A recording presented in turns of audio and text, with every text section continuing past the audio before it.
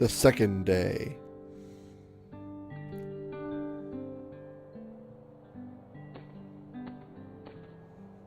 A keyblade. How interesting you wear the same clothes you wore the day before. Do you wash them that night, overnight too?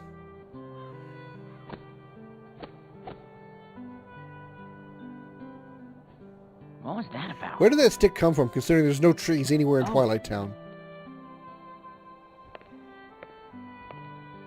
Sorry about that.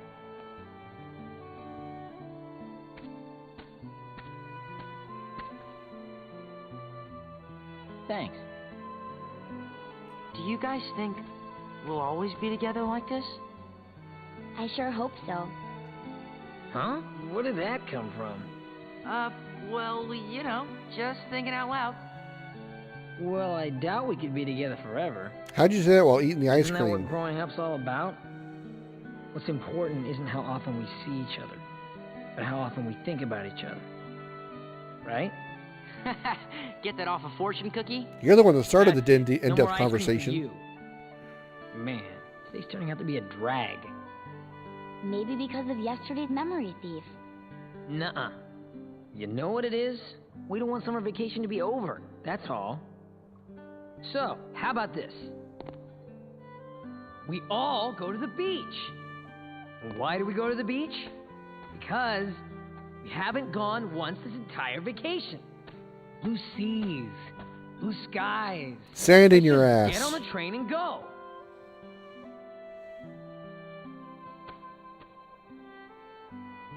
No? Oh, come on. Maybe you forgot, but we're broke. Maybe you forgot I'm smart.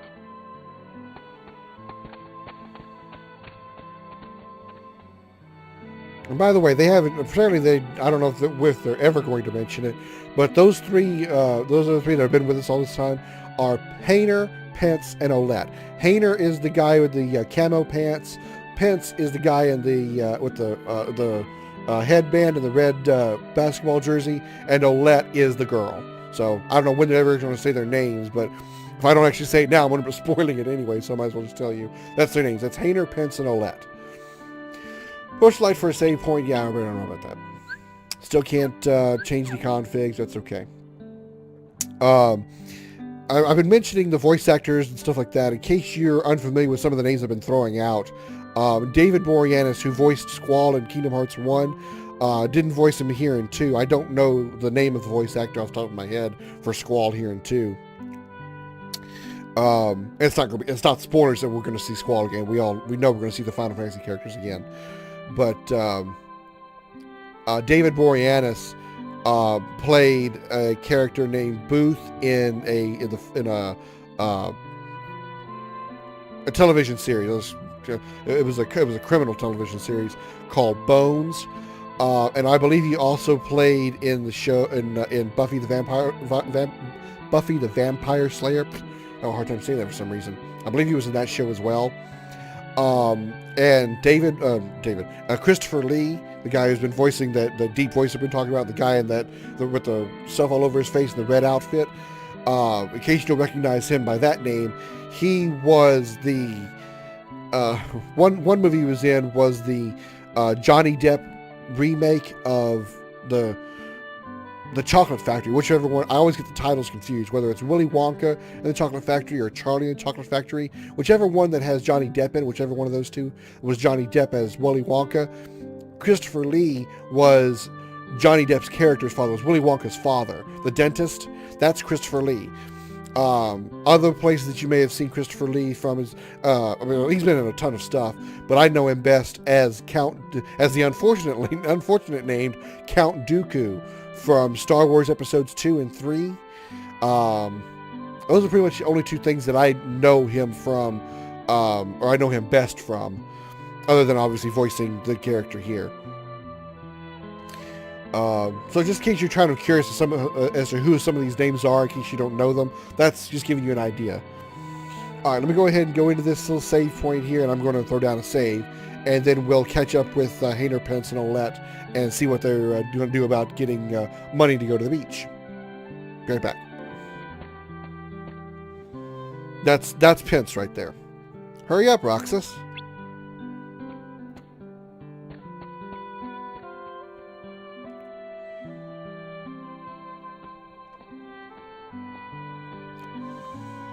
We're going to Market Street.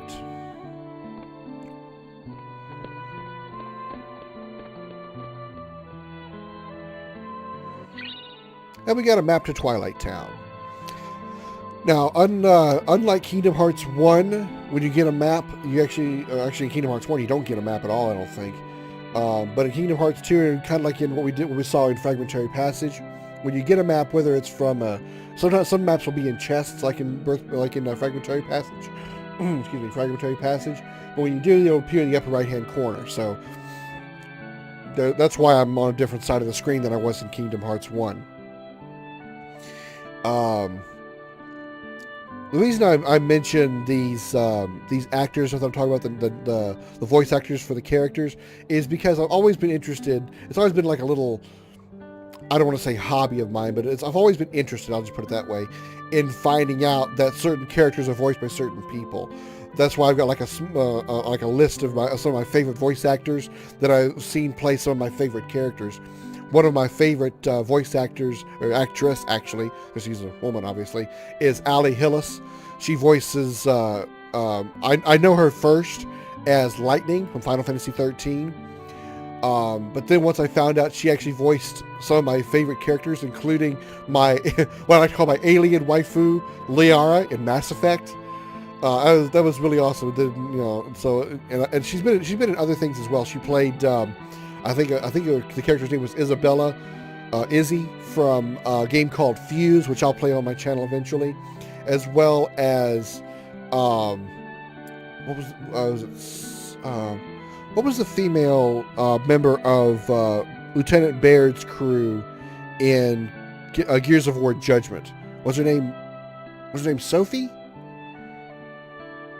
I can't remember. I'm drawing a blank now. Sophia? I may be completely off altogether, but I can't remember the girl's name. The lady, the one female character in Lieutenant Baird's party in Judgment. But Ali Hill has voiced her as well.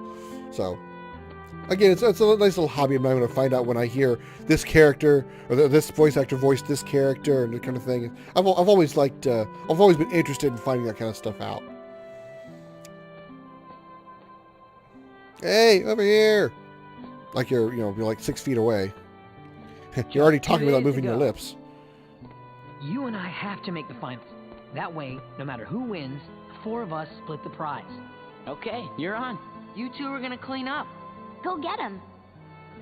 It's a promise. Now, let's get down to business. 1 ticket to the beach is 900 money. How much for 4 of us? Obviously, our mathematician is Olette. 3,600 money. And 300 each to spend there. What's that for all of us?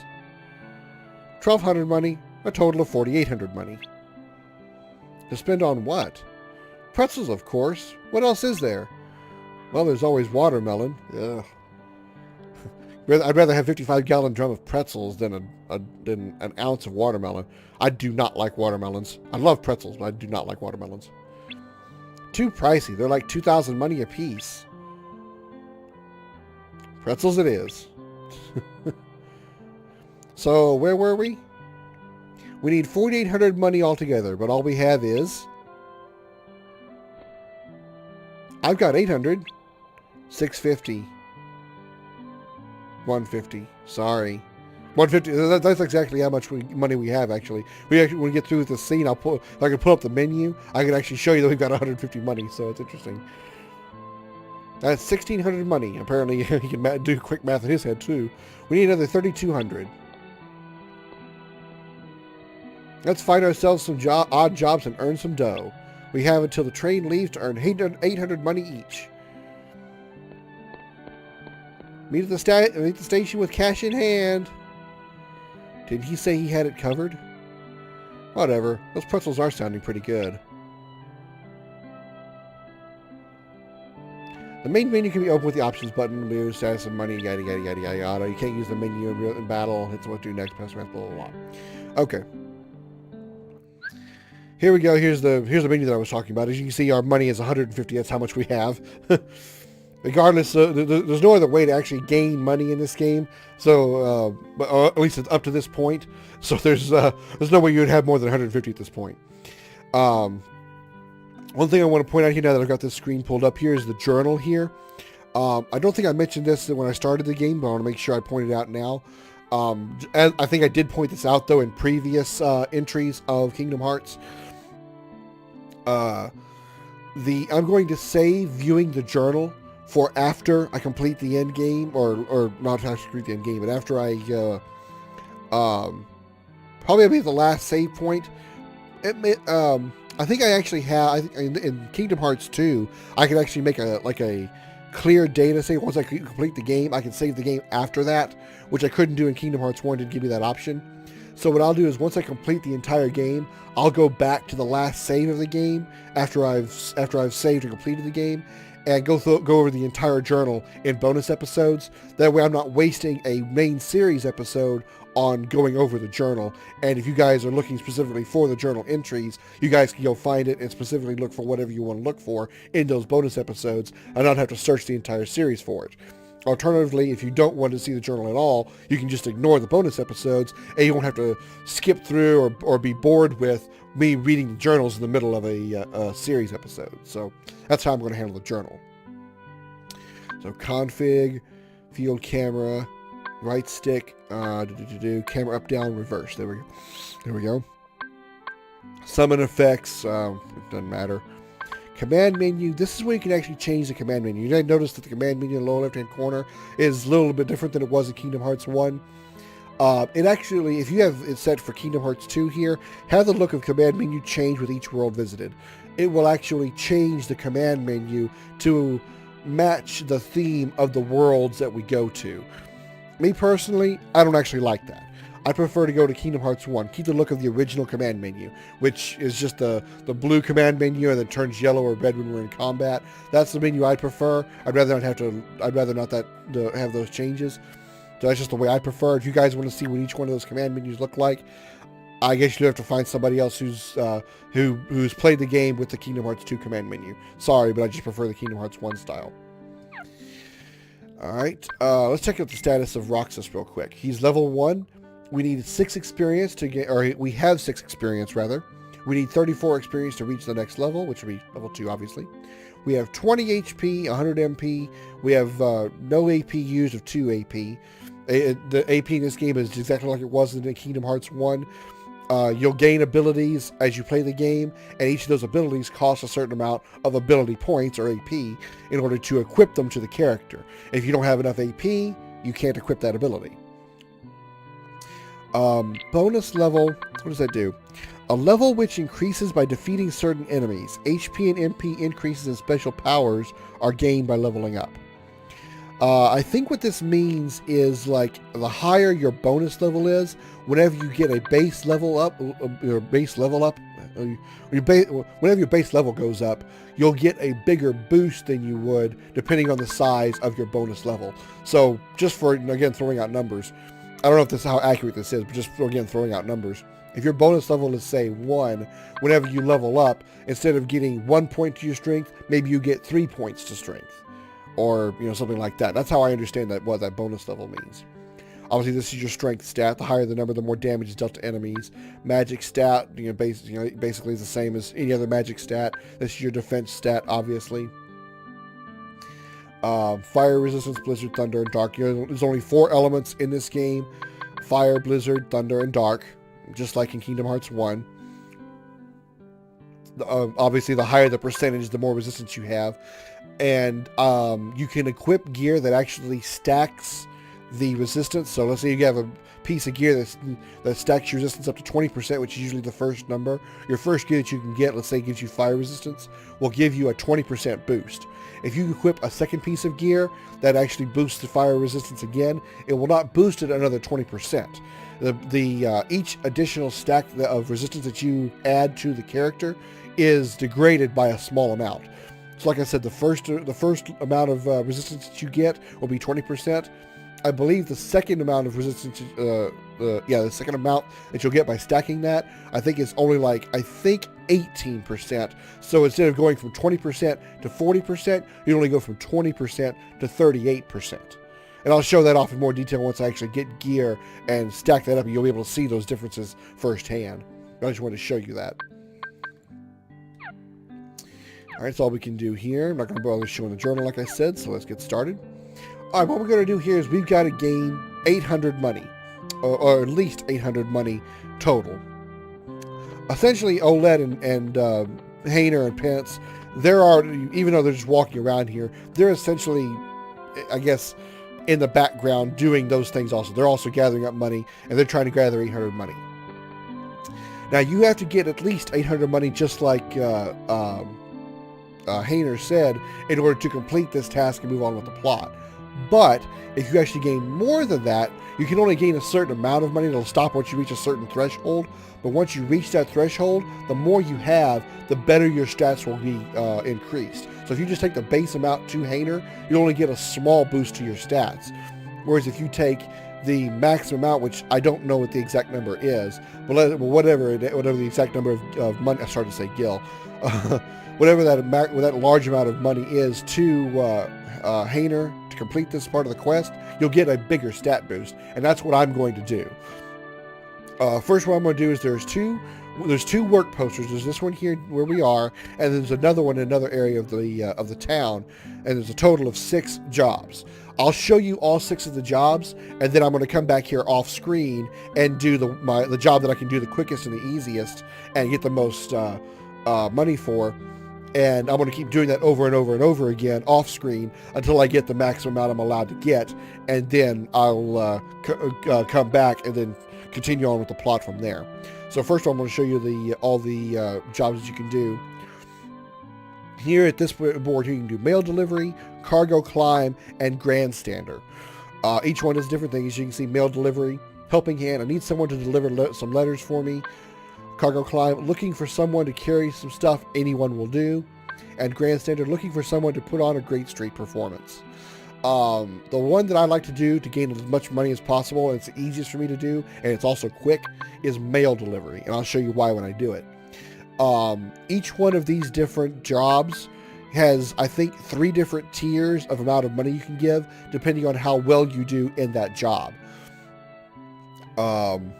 The higher the tier, the better you do, the higher tier rewards you'll get. Like I said, I think there's 3 tiers of rewards for each job, but of course each job has a different requirement. For mail delivery, you have to do it as fast as possible. So I'm going to show you here. Choose this job. Yes. Deliver all the letters. Complete the job quickly to earn lots of money. You'll be on a skateboard. You use left stick to move it around. Use the reaction command to deliver letters. You'll be delivering letters to, I believe, 5 different people. I think it's either 4 or 5. I can't remember for sure. Then you can do tricks. Doing the tricks doesn't really do you any good. It doesn't boost your time, doesn't boost your stats or anything of that sort. It's just kind of for having fun. But all you gotta really do is focus on the reaction command. So what you do is deliver all the letters. What we do is start here at the top. We need to start with this boy down here. So just pretty much spam the triangle button. Go to this bird over here. This guy here in the green. Oh, I fucked it up. Damn it. What you want to do is come over here, ride this, hit that bird up there, and then come over here, give it to this lady here, and there you go. There's your 5 letters. I did it just under 14 seconds. Thanks, you're a big help. Receive 50 money. Okay, I only got I believe that's only the medium tier reward. So I didn't get the highest tier reward for that one. The highest tier reward for that one is 150 money. I don't know if the tiers are the same, if the rewards, I should say, for the highest tier is the same on every job, because I only can usually get the best tier reward on that job there, because it's the easiest for me to do.